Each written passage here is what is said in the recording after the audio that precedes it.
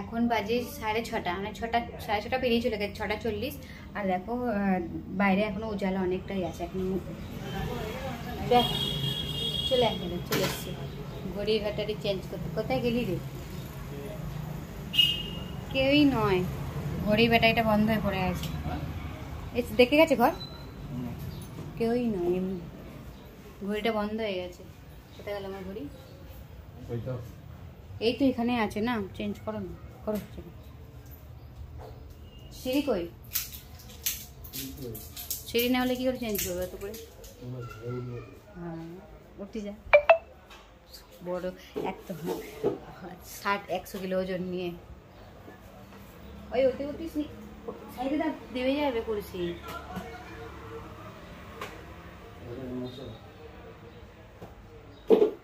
মুছে দাও বলতে, দাঁড়াও তোমাকে আমি দিচ্ছি, তুমি মুছে নাও।